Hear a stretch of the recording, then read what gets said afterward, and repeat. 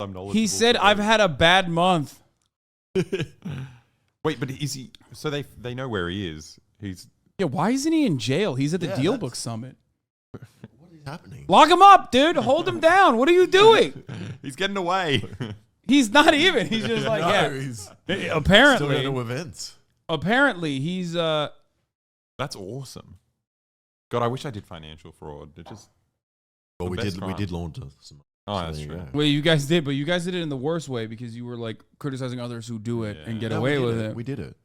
We did actually launder the money. I know, but you did it to criticize the others who are doing it at the larger scale. You didn't do it. You were like, look how easy it is, and we're for this. Which if you had done that, maybe you'd be in a different. We haven't finished editing it. Maybe that's a better idea. Yeah, it's crazy that I guess like once you make $1 billion, it's over. Like the media will only cover you positively. It doesn't matter. It doesn't matter if you lose the billions. It doesn't matter if you're scamming other rich people. Like they will turn around and still say, no, actually he meant well. He seemed to frame his failure as his $32 billion cryptocurrency exchange, largely as a risk management problem that got out of hand. I mean, I say this all the time, but like crypto is fraudulent across the board. Yeah. Okay. And then people will turn around and be like, well, what about fiat currency? I'm like, yeah, no, that is also fraudulent in many of the similar ways. The only difference is that, there's a state government that does a fuckload of imperialism that like props the entire thing up no matter what. There's like a state, there's at least like some manufacturing output, there's things you can look to. Crypto has none of those things. However, it's pure speculative asset. However, the same issues that make the market, the financial market or the global financialized economy a scam are the exact same reasons why this motherfucker is was doing a scam. Yeah. So that's part of the reason why I think they're defending him a little bit. Right. It's like it still links to the way they work. Or maybe it's just like pure nepotism. His parents are like super high up. Yeah. They're like huge like they were like financial, and they were like financial party. They were financial regulators. He did. He $56 million. Really? Well, he donated $56 million to the Democratic Party. He openly said he was going to give the Democratic Party $1 billion, which then he realized is like illegal. You can't say that. So he had to do I meant like super PACs. Oh, then it's fine. Yeah, which of course is totally legal and not bribery. Not bribery at all. Who are the losers in this? Like, who's the average like crypto person who uses FTX? I think that's the other benefit here is that like aside from dumbasses that put like the Ontario teachers pension in crypto, like a percentage of it. Aside from those people, it's usually like literally the most annoying shitheads you've ever seen in your entire life, and then some nice people who have been duped. You know what I mean? But yeah, usually it's like the most annoying like crypto guys who are like, yeah, I'm gonna make 10x the money by the end of this year by fucking. You guys are so stupid. The sad thing, it got so big in its peak that it was actually normal people as well. Like those guys that were douches convinced their parents to put money in. And then they lost money. And Why don't you have empathy for people who lost money instead of this weird superiority? You know why. Because you probably were in here a month ago, okay? 2 months ago, popping the fuck off. I've been talking about this shit for literally since crypto began and since it became mainstream, okay? I've been talking about how this is a fucking scam, and I had to duke it out with so many of you fucking idiots who were like, dude, no way, dude, you're so stupid. You just don't understand it. You're stupid. You just don't want people to be liberated from the shackles of capitalism. Like pro-crypto shit, but from like, just the anarchist crypto bros.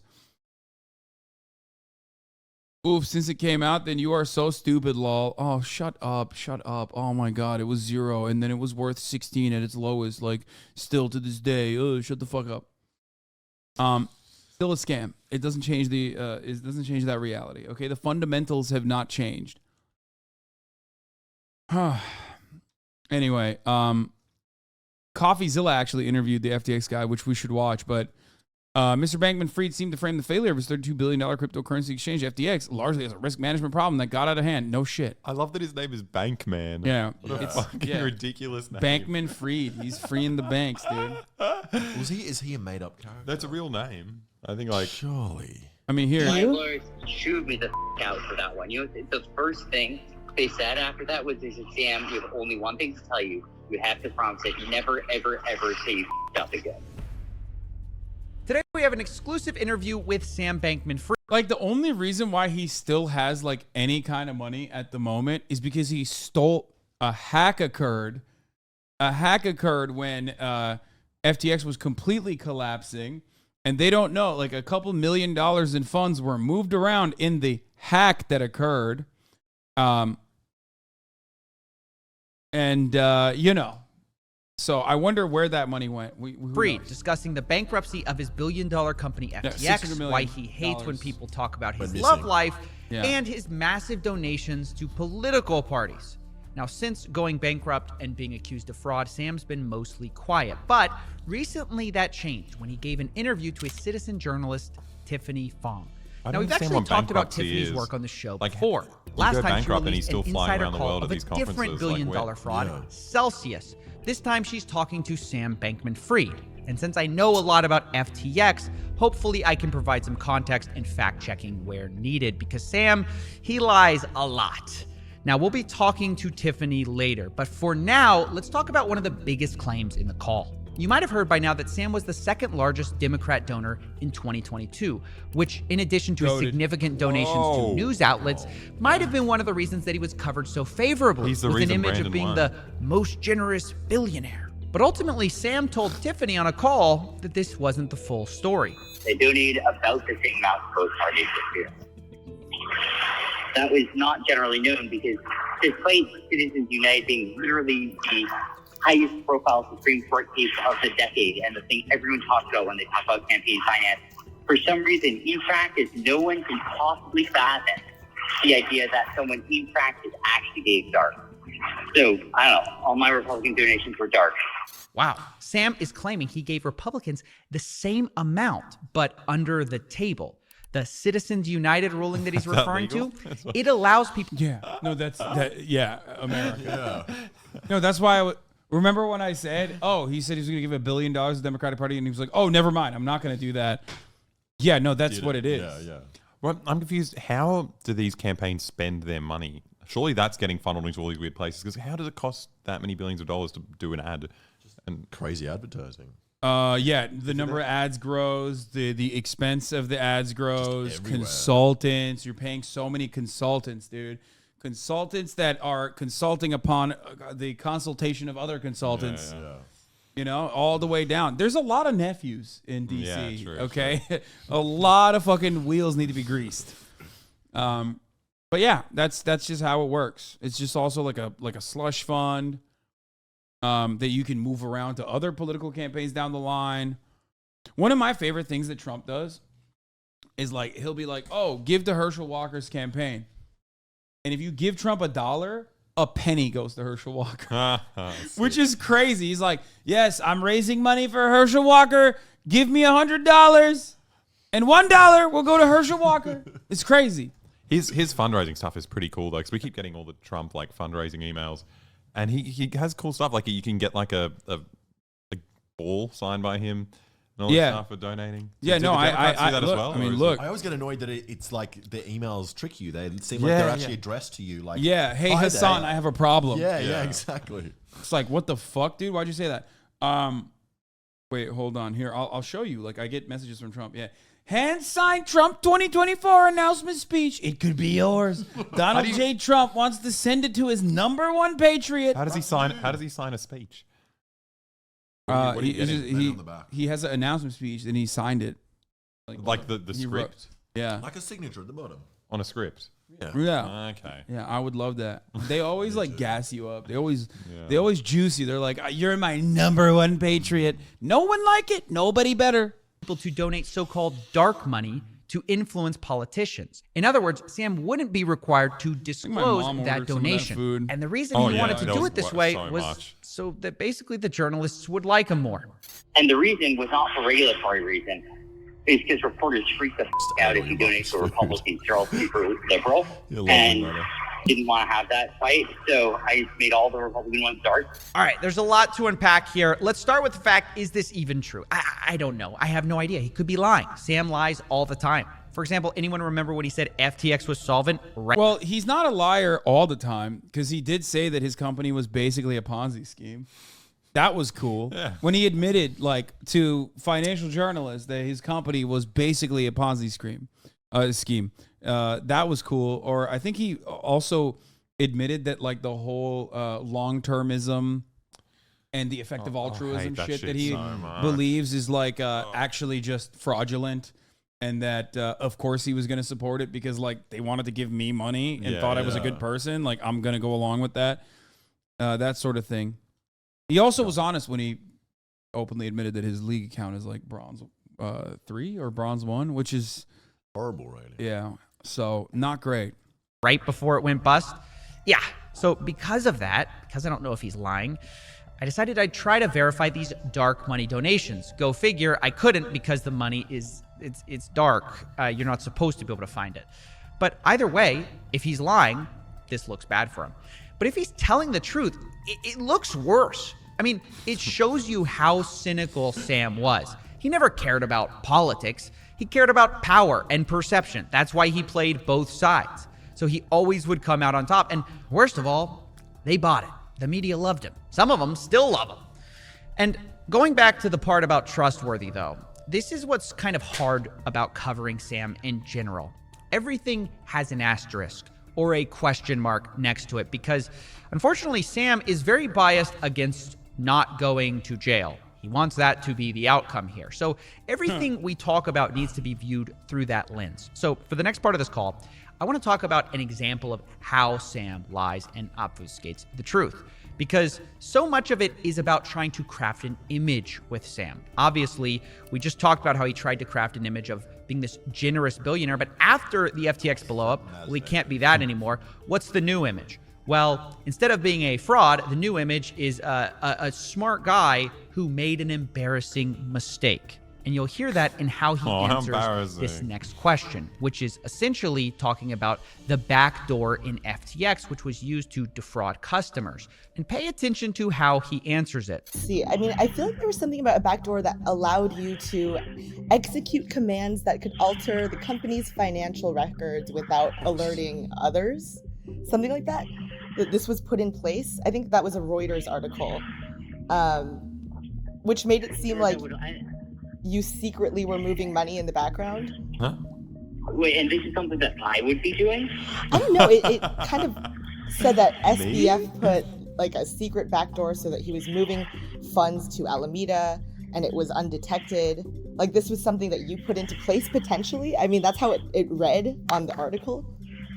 Well, that's interesting. So that I can tell you is definitely not true. Okay. I don't even know how to code, is the honest, embarrassing answer. So I certainly wasn't like building some backdoor in the system. I could barely use the system. Wait, this motherfucker can't even code. I didn't hear it. I told you. They're not eating the rest of it. Yeah, we didn't realize, like, this is so much sushi. What's happening? Yeah, they just ate most of your sushi. I'm sorry.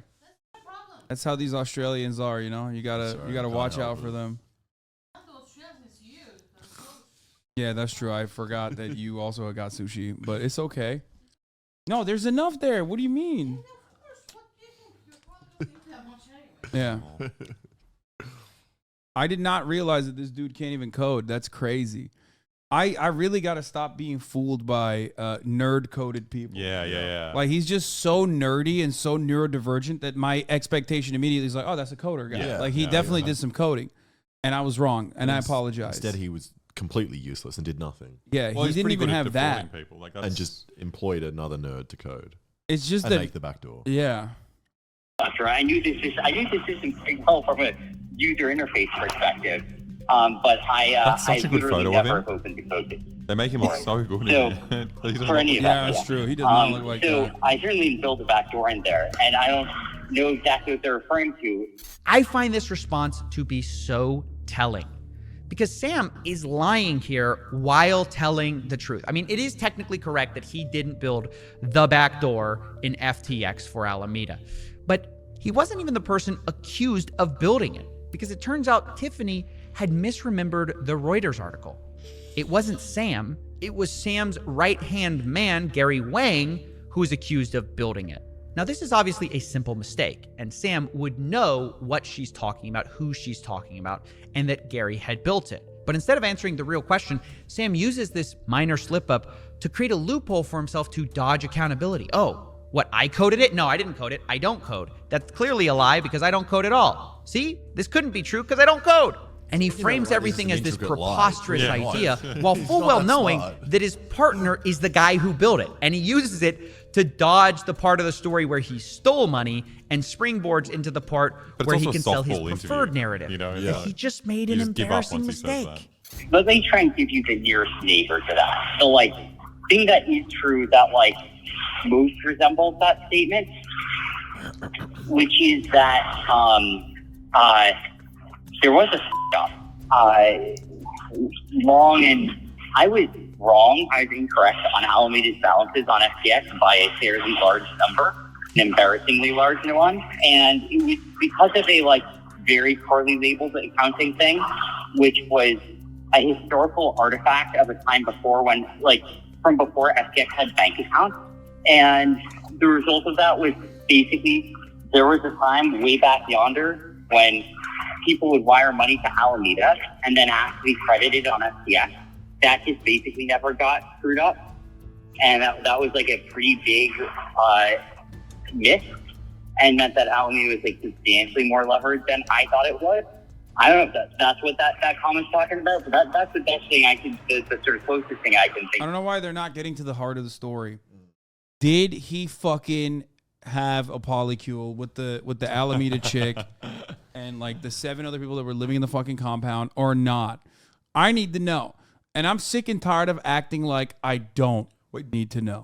Do they all look like him, or what's the? They're all goobers for sure. They all look like a bunch of goobers. That sounds terrifying.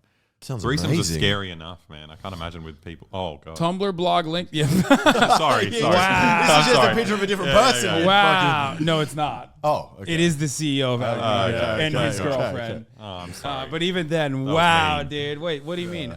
Listen, ugly girls on top. Okay, somebody's got to ride for them. Tumblr blog link to ex-Alameda CEO explored race science in imperial Chinese harem and polyamory. I love that. That's fine. They're just such weird nerds. It wasn't enough to just be a regular conservative. They were let's. But he's not even a nerd. He doesn't even code. He's infiltrated this group. No, he just likes. First of all, he looks like a nerd. He does. He looks like a gigantic goober. But I think he's just nerd. I mean, he plays League. That's pretty nerdy. Someone says she's not ugly, just a massive goober. Wait, is it raining? It's kind of crazy. You guys brought fucking rain with you, I think. I don't think I've seen rain in LA yet. Yeah, I haven't either. Ever. It never rains out here. How does anyone survive here? Where does the water come from? Colorado. They pump it in or something? No, literally, Colorado is part of it. If it doesn't rain much, how do they handle the water? Does it all just flood? What do you mean? Oh, when it does rain? Yeah. Yeah. Oh. Go for a swim. Yeah. The roads are shit. The infrastructure is not ready for it. Anyway. All right. Legal Eagle posted an FTX vid. Okay, I'm not going to watch another FTX vid, bro. It's getting kind of boring. They don't talk about the sex ever. This is the image Sam wants to sell you. One where he didn't steal money. He just fell prey to a mistake, a historical artifact, an accounting error. Honestly, sounds like it could happen to anyone. You forget you had that number in the spreadsheet, and oops, it turned out to be $8 billion of your customers' money.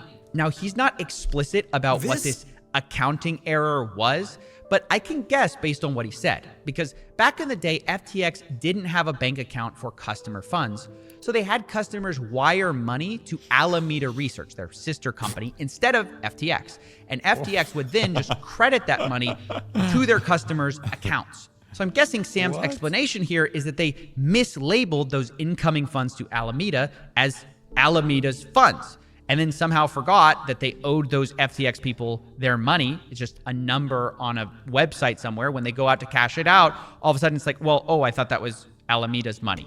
That's the strongest defense I can maybe think of here, that, oh, we had this complicated accounting system that was confusing and we screwed up. Oopsie doopsie, we lost $8 billion. And crucially, you'll notice that Sam's explanation requires no amount of fraud or stolen money. It's just a poorly labeled account. It's an embarrassing mistake. And we even saw this end up on one of Sam's internal spreadsheets as a, quote, hidden, poorly internally labeled fiat account, which he says actually explains most of this story. Yeah, that's bullshit. Like, he did that on purpose. He left it out. He left it like that on purpose to... Yeah. It got leaked. To basically put the he knew that it was going to be leaked. To basically put a fucking out for himself in there. I think it's kind of crazy. Wait, what? Court filing claims Bahamas government ordered SBF, FTX, and Gary Wang to transfer assets to a Bahama government-controlled wallet while 2 executives were in custody of the Bahama authorities.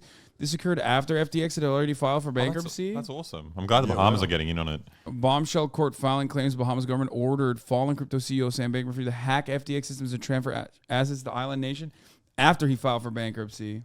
Well, that's the best case scenario. Yeah, they should get some. Yeah. Yeah, I don't want that motherfucker to have like jet money. Like I want, give it to the fucking Bahamian government. Yeah. FTX management accuses Bahamas of disrupting the firm's U.S. bankruptcy. That's in connection with investigating a hack on Sunday. I mean, I'm sure that they're not the... I mean, there's a reason why a lot of these motherfuckers are in the Bahamas. Like, it's probably very corrupt. But, you know. Maybe some of that money will filter down and we'll get a new Who Let the Dogs Out. That'd be sick. That's the national economy. That's what they're doing over there. No, like, maybe build some housing. Who knows? They don't have a tax rate there, do they? It's like 5% or something. I have no idea. Rate. I have no fucking idea. I've looked into this. That's very suspicious. Very suspicious that big YouTuber has looked into tax havens. Okay, Logan Paul. Yeah, because of Logan Paul. That's why. Logan Paul got you. Logan Paul got you learning about different islands, dude. Yeah, I did a thing. It's called I did a tax fraud. I did a tax shelter. Most of the taxes in the Bahamas are optional. What? That's cool. You can opt in. I feel like paying tax today. I don't. Yeah, what the fuck does that mean, dude? It's effective altruism. You just choose when your tax money will be most effective. I love that. Today, Forbes posted a tweet with an article referring to Caroline Capital as Queen Caroline. They deflected from the true political motives by calling the criminal a darling of the alt-right. All right, in the past, Forbes and SBF on cover with, quote, admitting no knowledge of crypto. These are like the maximalists who hate them, is it? Or yeah, I think so. There are like crypto maximalists and crypto evangelists that like hate these guys too because they wanted to like regulate crypto marketplaces, but they wanted to regulate it, in their favor. They wanted to do regulatory capture, but they were like a lot of the crypto, like the true loyalists of crypto, who are like the real libertarians. You know what I mean?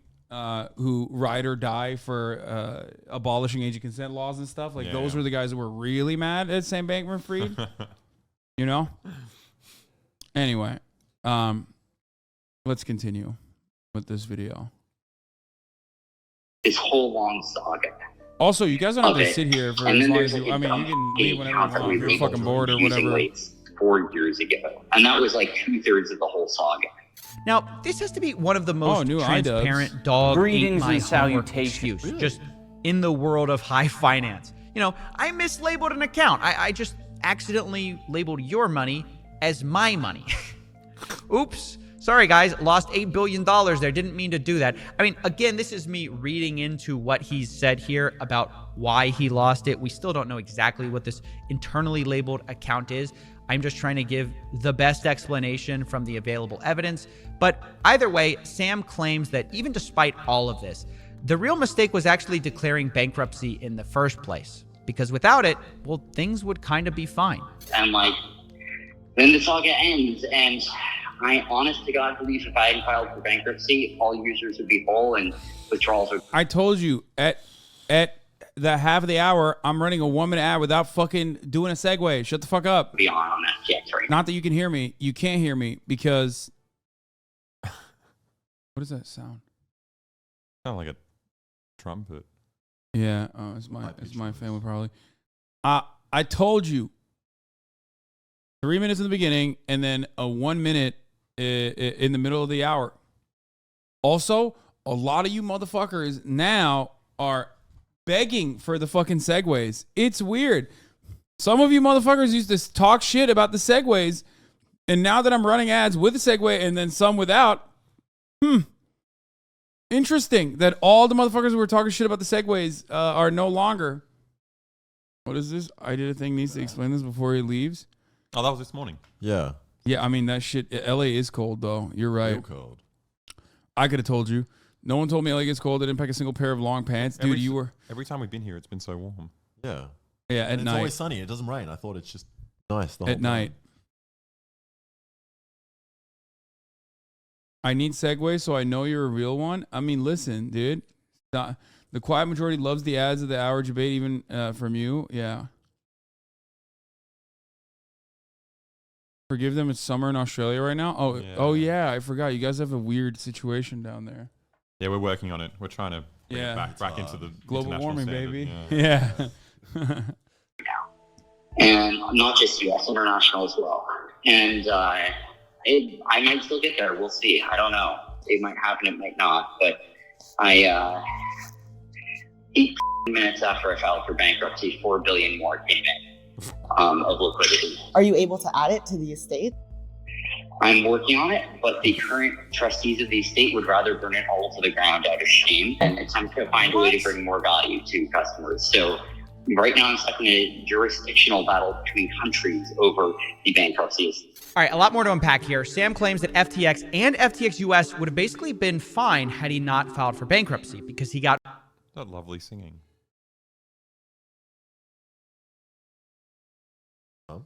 No way. Is it? Is She's not singing. She's just watching something incredibly loudly. I thought maybe she could be a great singer. Yeah. No, that's insane. That's okay, really that's good. like world class. What the fuck? $4 billion in liquidity minutes after filing. Now, the problem with this is that we just have no evidence any of this is true. And given all the past claims of Sam that have proved to be wrong, like his solvency, I find this very uncredible. It's very convenient when you think about it that, oh, we got a bailout right after I can't help anything anymore. And that those darn bankruptcy lawyers just want to burn it all down. Somehow I doubt that anybody would turn down $4 billion for customers. But that appears to be... Given what his solution was to fix the fucking problem of liquidity because of the fake tokens that he like internally created, that he wasted away, was to further engage in, trading, like incredibly risky trading that Alameda had already lost all the money with. So I feel like the bankruptcy lawyers are correct in saying, dude, stop trying to make money, you fucking idiot. This is the reason why we arrived at the problem that we arrived at from the beginning, where you made, multiple billions of dollars turn into, a couple $100 million. Right? Did I understand that correctly? Because they would just like funnel assets into Alameda, and then Alameda would make like the most insane fucking trades that ended up turning into nothing. To be the story Sam's sticking with. In addition to this, Sam also insists that FTX is not as bad off as people say. Here's him responding to a claim that users will get almost nothing from the bankruptcy. Well, I mean, not nothing. That's not counting like just liquid assets that are there. I think if nothing happens, if I can never do anything again and they're left to their own devices, eventually US will get a penny on the penny, a dollar on the dollar once they get around to admitting that. And international will get, 20, 25 cents on the dollar. So I don't know exactly what, something like that. Now, these are just more wild lies from Sam, specifically about the part about FTX International, which is hopelessly insolvent. He claims it only needs $4 billion, but that's not true. The only way he arrives at this number is because he's... Bro, it's like a gambling addict. We saw this with Slicker. Like, you guys don't know, but there was a guy named Slicker. I don't know if you saw it. Like, it made it to the news. Yeah.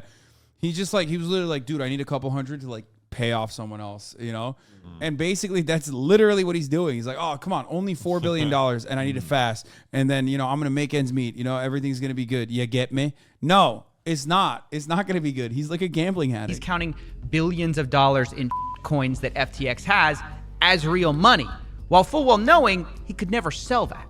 So I find this to be kind of dishonest because, like, if I create Coffee Coin and create 1 billion tokens, sell one of them for $1, technically...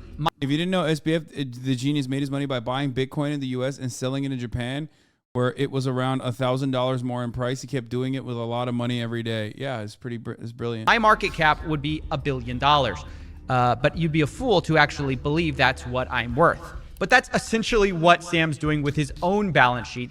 He's treating these coins, which he owns the majority of, as if he could sell them at the current market price, which everyone knows he can't. And this denial also extends to his own coin, FTT, which is the native token of FTX, which he used as collateral to get these loans. Now, Sam says it's probably a mistake to use them as collateral, but he argues that FTT was really valuable, although hearing him explain how is pretty interesting. I think FTT was basically more legit than most tokens in some ways. Like, I think its value is more economically underpinned than the average, than the average token was. That being said, why do you feel that way? Wrong. Because like the buying burden, like, it's not just like a token that like does nothing. Like it at least it does something. I mean, yeah, no, it's the same shit. You just added like one additional coat of paint on the same shit. And also technically it doesn't do anything now because it's like when the bottom falls apart from what made it supposedly instill a sense of confidence in the token itself is gone, then it's nothing. They all have that. They all have some stupid gimmick where they're just like, oh no, it's not just a token. It's solving world hunger as well. Like, yeah, exactly. Save the kids coin. Now, I'm kind of speechless here. Sam seems to be suggesting that his token doesn't do nothing, therefore is justifiably worth $1 billion. This is despite the fact that he created it from thin air and owned most of the tokens. It's just so insanely cynical, in my opinion. His real justification for its use case is only these buy and burns he did with the FTT token, which is just basically where FTX spent money to buy up a bunch of FTT tokens, which they owned most of. So it's literally arguing that pumping your own price makes a token valuable. I don't know. Awesome. It's, by the way, that literally is at the fucking basis of why NFTs are now worth like $3. Like they did that over and over again. Every part of crypto has been a scam from top to bottom. It's just like fucking unregulated securities trading. It's just or it's just all fraudulent. And yet for some reason people still turn around and they're like, nah, dog, you don't understand. Every step of the way they've said that. No, Bitcoin and Ethereum aren't. Bitcoin and Ethereum aren't. Yeah, totally, dude. It's just there is nothing that is holding this entire process. Okay, there is nothing. It is just confidence. That's it. There's no asset that you can point to. It's just confidence. It's confidence in the crypto eventually working. Okay. What's the initial pitch to make this like different from any other kind of speculation? It's like a technology. What are they? There's two different kinds of things. One, they say the technology is unique because it's on a blockchain, and like, that way, every trade that you've ever done is like happening simultaneously. They also say that it's like anonymous. That's like, a big thing as well. Anonymous, but like not really, because once your crypto wallet address is leaked, like then it's like literally the least anonymous. Because like if you buy a fucking burger with crypto, they're gonna know what kind of seasoning you put on it. You know what I mean? But do we even want anonymous things? Like I thought the issue with all finance, like lack of regulation. Yeah, like, I don't actually have an issue with like. I don't have an issue with like the blockchain, even though its implementation, especially if it's like adopted as like universal usage, would be significantly costly. And I haven't really seen how that computation would be done. Right. Like if it had like, mass usage, because like we already have something for that. But I also don't have an issue with avoiding SWIFT. And avoiding like fiat currency. If you want to like, I don't know, if you want to fund like a Palestinian children's fund, like you can't fucking do that through PayPal. Yeah. You know what I mean? You just can't. Buying drugs online. Yeah, or that, or buying steroids, or buying drugs. Exactly. So there is like usage of that sort, which I think is fine. But ultimately, people that claim that it's going to be hot shitting on blockchain but can't even explain what it is. Okay, see, this is what I mean. First of all, that's not even the case. I've talked about this a million times over. You can go find any number of different instances where I've explained the blockchain or explained cryptocurrency in general. But even if I was a fucking complete dumbass who doesn't know anything about cryptocurrency, I'm still in a better position than you because I didn't fucking buy in to something that I don't understand hypothetically. Whereas you did, and you lost your money, and you're still fucking talking shit. That's the difference, dog. Anyway, having said that, though, no, like I said, blockchain, like having every single fucking transaction appear simultaneously all around the planet it seems like a good idea. I don't have an issue with that, even though there are privacy concerns there, I think. But they tried to argue that the blockchain is secure. It can't be overwhelmed, but it's been overwhelmed. Of course it has. I like you, but maybe don't speak about something you don't understand. Maybe get educated before having a take. I'm saying this having never owned crypto before. I got you there. Wait, what? I don't understand. Like, what more would you like to know about this? Also, this guy's saying you don't understand crypto or he doesn't own crypto. I'm willing to bet he definitely does. Crypto is basically just a bunch of computers telling each other how much fossil fuel they have burned. Humans saw this and thought it was kind of a flex to brag about how much money we were setting on fire, and then economic bro science took over. If your wallet gets doxxed, you're fucked for privacy. Yeah. That's what I mean. If your crypto wallet is leaked, you're done. Like, they can know everything. They know everything you've ever purchased. They know all your other side wallets. Like, one of the only ways to get out of cryptocurrency without having it be traced is like, what was it? Like, there's like an Eastern European, or I think a Russian service where they literally fucking plant money inside of a forest. Like, they just dig a hole inside of a forest and put like actual cash in that hole, and the expectation is like, hopefully you'll be able to access it, and hopefully it's there. You know what I mean? That's just a lucky dip. Do they give you the location? Or it's just like, yeah, no, they give you a location for it. You get a cold wallet and store it in a bunker. No, I'm not even talking about that shit. I'm talking about like how you flip your cryptocurrency back into cash without like having it be traceable. You can't track the one who sent the crypto. That's why it's powerful. People can avoid taxes. Well, there's that too. People already avoid taxes. Like, yeah. They need crypto to do that. Oh, yeah. There's something called coin tumbling, which sends your money through random other wallets, so it's harder to track. Still not impossible, though. It still enters your bank account at the end of the day. Track it. So. Well, yeah. I mean, unless you get it in cash. Yeah. From the Russian forest, where it has hopefully, fingers crossed, been buried like they claimed it was. Anyway.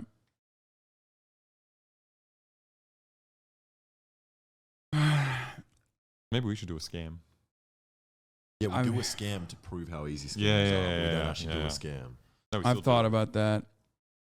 There's XMR Monero, which is actually a completely private and untraceable coin. Okay.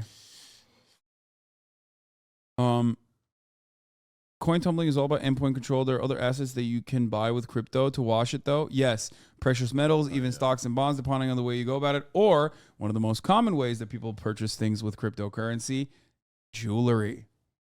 Yes, if you go to any jeweler in Los Angeles right now, they will have a little sign that says cryptocurrency accepted. Is that how you and that's how you fucking know. This is, my $100 necklace that I bought with cryptocurrency. Yeah. Oh, God. Yeah, this was my non-taxable $100 that I wanted to hide, shelter from the government. All you've done is ask for steak.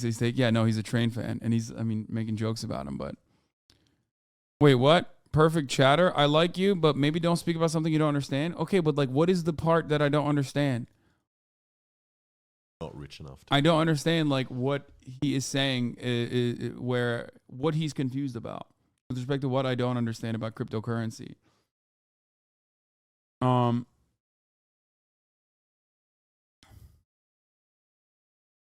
Anyway, regardless, why do we care about this one chatter? I don't know. I just landed on it for no reason. I have always been a crypto hater, and I will probably continue to be a crypto hater. I think it's just bullshit, and don't get destroyed. You are always going to be the one holding the bag, okay? Yeah. Trust me. But by the time any information gets to a guy like me, it's yes. way too late. Yes, exactly. Anyway, where the fuck was it? Let's finish. It's akin to saying my Ponzi is better than your Ponzi because I pump my own money back into it sometimes. I don't know. It's ridiculous. And it reminds me of a video we did 6 months ago where Sam described everything as a Ponzi scheme. Well, it seems fitting that he actually created his own token with similar Ponzi-nomics, with a few extra bells and whistles, I suppose. Now, funny enough, after this long call spent dodging or being... See, also I used to be someone into crypto, and your outlook made me dump everything, and I did it right before prices fell. We're very low, so you kind of saved me. Thanks. You're welcome. Now you better be fucking literally lacing up the entirety of chat, especially at the top of the fucking hour, okay, where there's a 60-second ad break coming, and you can now gift everyone in the fucking chat, or not a 60-second ad break, sorry, a 3-minute ad break, 180-second ad break coming, okay? Now you can gift so many fucking chatters who also will no longer see the fucking ads. That's right, dude. That's right. Okay, listen, I'm 10 minutes early. Shut the fuck up. That's not that early, okay? Hasan's Femboy Masseuse, thank you for the 5 gifted subs, allowing 5 people to no longer see the ads. There's a 3-minute ad break now. Bam. I had the funniest thing that saved me because I bought a bit into crypto when there was all the hype. I was like, oh, I'll just do it because everyone's doing it. I put a fairly small amount in. Then, a couple $1 million. Yeah, a couple mil. Yeah. But then my dad, who I don't speak to at all, called me up and started talking to me about crypto. And it suddenly hit me. I was like, oh, I should sell my crypto. I was like, so I sold it, made like a $50 loss. And then literally 2 days later was when that big 40% crash happened. I was like, damn, nice, dude. My you got dad out. Saved me accidentally. Yeah, a litmus test for what not to do. Yeah. I like that. Yeah, if you have someone in your life like that, you can use yourself as an example. Like as Boy just correctly mentioned, it's like by the time I hear about it, you know that shit's it's over, right? It's a scam. Who's pumping this up? Yeah. It's like the Super Bowl ads, dude. It was so fucking obvious that it was just going to crash and burn. I don't know. Well, they still got crypto ads on the World Cup now, like all over the stadium. Crypto.com. Yeah. Just like how does it still exist? Yeah. They're still trying to I even made the argument back then. Like all these shit coins and these rug pulls are so easy to fucking pull off. And it is going to undermine the confidence that people have in cryptocurrency in general. And then you have one of these like most established, most legitimate exchanges that is supposed to be the legitimizing force for crypto turning into like, another Ponzi scheme. Yeah. It's like, how are you going to fucking sit there and be like, no, trust me though. This time it's different. Like, no. Bitcoin, totally different. Ethereum, totally different. It's going to work. It's going to work. Maybe eventually, guys. Duplicitous about his responsibility of fraud here. Sam complained about reporters not being interested. What's the difference between coins and stock? Both are Ponzi's. Both can work. The confidence, the centralization, and the fundamentals, I guess, to a certain degree, with one over the other, makes one at least less legitimate than the other. Okay. Also, a lot of stock is tied to actual things. Like, I mean, I don't know. Not a lot. Oh, yeah. No, if that was the case, then like stock buybacks would not be artificially pumping the stock prices. No, I do agree. Like I'm anti stock market. Like it's not an accident. I've talked about this plenty of fucking times. I'm so anti crypto that I love the stock market now. Yeah. Yeah. Like I just I've told you that. It's just that like there is still. A stock is a little asset that's tied with a business, yes, but it does have the capacity to be overvalued for no fucking reason whatsoever. Literally, look at Tesla. Oh my God, there's no better example of, there's no better example of like stocks not being tied to something super tangible is Tesla. Okay, it's the best example you can use. It's technically a technology company, and therefore it's very different. That's why it has like. The 10x the valuation that Volkswagen has, even though like they put out so much more, they create so much more value. They make more cars, they sell more cars. 98% of their fucking fleet has not been recalled. for example. Fucking insane. It's also funny that it's kind of the same nerds that are buying the Tesla stock, Yeah, the crypto people Yeah. that are overinflating it because it's just all hype. They like Elon, Yeah. Crypto was in its best place without it being co-opted by influencers and startups. When I could send dollars to my friends in Vietnam and shit in places that didn't have Western Union, that's the most useful shit ever, in my opinion. Yeah, to buy drugs. Yeah. That was when crypto had the most. That was peak utility. Yeah, it only works if it's like illegitimate. Yeah. And not many people are doing it. But it is funny whenever people come up to me and say, well, stocks are arbitrary. I'm like, I agree with you. Well, it's the same Biden thing. It's like, you don't like Republicans? Well. FDIC insures up to $250K in an exchange. BTC doesn't have those protections. Normies get fucked less in stock trading. Well, yeah. That's why I said there's like rules and regulations that at least to a certain degree protect consumers. And also, if the stock market falls apart, everything falls apart. If Bitcoin falls apart, then, some of the early adopters made money and you got fucked. I've said this, all the good use cases for crypto do not involve a speculative asset. Yeah. Stocks are not arbitrary. They're tied to the performance of the underlying businesses. Yeah. No, totally. You're right. You're right. That's why fucking...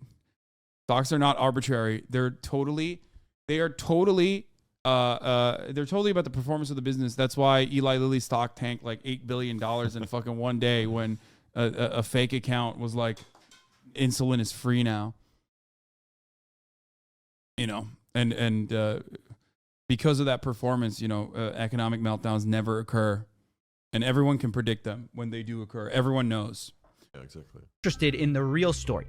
The boring story. And he said that he's tired of getting questioned about these provocative questions, like his relationship issues. The problem is that at the end of the day, their metric is clicks. Like, that's what they need to get. And it's fine, it is what it is. But like, what it means is that like a boring story won't sell. And so they're going to be trying to ask me like the most provocative possible questions. I kind of felt like, all right, like we as a society have, in my opinion, my humble opinion, spent about enough time this week trying to figure out whether anyone in living in Albany was polyamorous.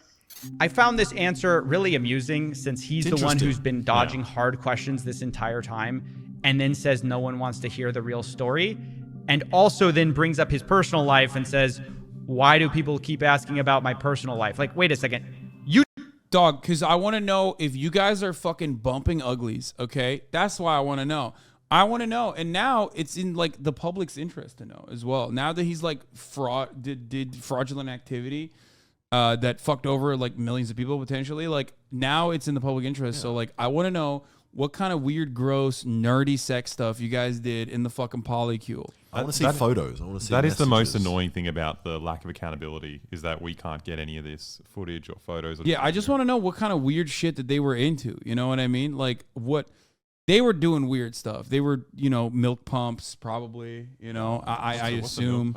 Milk pumps on your titties. Oh, yeah. Milk pumps on the titties, milk pumps on the cock. Sick. That sort of thing. That's what I want to know. You just brought that up. So I find it really weird to be complaining about nobody wanting the real story. And Mastodon 94, all of your easy generalization just proves how ignorant you are. You don't understand the first thing about polycules in the Bahamas. Okay? Wow. Milk pumps? That's elementary. Okay? Nobody uses milk pumps anymore. This is not 1998. Okay, what's next? Are you going to talk about, shocking people's nipples or wax play? We don't do that anymore. The polycules have advanced, okay? We're talking about Chinese harem shit, okay? Chinese water torture, as a matter of fact, in the polycule. And then not answering hard questions about backdoors and instead talking about your relationship. I just thought that was really funny. Now, so far, I've spent a lot of time talking about Sam's credibility or lack thereof. But to me, this all begs the question, what can we learn from Sam, who's so calculated, who's so intent on building this reputation or this image of himself, and he just isn't a reliable narrator? And I think the only honest answer is that we can see how flawed and warped his reality really is. Because in Sam's world, he's still the good guy. He just made an honest mistake, an embarrassing mistake, sure, but an honest one. It's the lawyers who screwed him, who want to burn things to the ground. He's standing on the sidelines with $4 billion that no one's seen, ready to put it all in to save everyone. If you only let him sell you his Ponzi tokens on the way out, it'll all be fine. But we know the truth. Things are not fine at FTX. Reality has finally barged its way into the Bahamas, and it's taking hold. So I want to wrap this up by speaking to the person who's responsible for this interview, Tiffany Fong. I wanted to ask how she even got this interview, since so few people have been able to speak to Sam. I was surprised that he was willing to chat with me too. I'm not a traditional journalist or a reporter. I literally only started posting about crypto at the end of June because I lost a lot of money to Celsius Network. So I mostly started posting on Twitter and YouTube just to vent. But a few months into posting, I mean, yeah, I was going to say, I can guess why. Celsius employees started sending me leaked information, like leaked files and leaked audio. One of which was a leaked internal all-hands meeting that I posted on September 13th to the public. And I think you actually briefly covered that in one of your videos. But Sam Bankman-Fried started following me that day. So we had a couple of brief friendly exchanges on Twitter. A couple of them I think are actually public. So our DMs were already open when FTX filed for bankruptcy on November 11th. So I just figured I would shoot my shot and see if he'd be willing to chat with me. I really was not expecting a response from him, but a few days later on November 16th, he said he'd be happy to chat. And he Bro, this dude literally, oh my God, this dude is like, people are like, where the fuck is he? And he's like, let me DM this lady who who lost a lot of money in Celsius. That's probably part of the reason where he's like, oh, okay, she's like a bit of a sucker for crypto stuff. So you know, she might be a mark. $1 billion. Yeah. Actually suggested a voice chat. So that's how all this came about. And it's all still kind of shocking to me as well. That's so crazy because 90% of chat with the response, the immediate response they had about her, would probably literally do the same thing as Sam Bankman-Fried. It's so obvious, dude. Look at you guys. Conduct yourselves differently, chat. Holy shit. Basically, you're one of the few people who Chat's got like, I wish I had a with couple Sam. billion. I wish I had a couple billion right now. Definitely no one else that I know of on audio. So I understand that you'll be releasing the full call yourself on your YouTube channel. But you know, how long is this call? Where can people learn more about you? The call should be about 20 minutes long. I did redact some of the parts that he explicitly told me not to repeat. But yeah, I'll post the call on my YouTube channel because I think that a lot gets lost on Twitter threads. So I think for sure, guys. Yeah, you got to redact it because this man has $8 billion. He's going to sue the shit out of you. Yeah, it turns out. Well, I don't think he does anymore. Oh, but really? but I mean, it's fucking nuts. It's nuts. Now that the dust has settled for the interview, it seems clear that SBF doesn't want any blame of the FTX collapse to fall on his parents. Both are Stanford law professors, and SBF has said they're very influential in shaping his ethical framework. In the interview, he stressed that they bore no responsibility for what happened. Another plank of the SBF defense, it is possible FTX's clients could end up getting their money back. Details are sparse on how.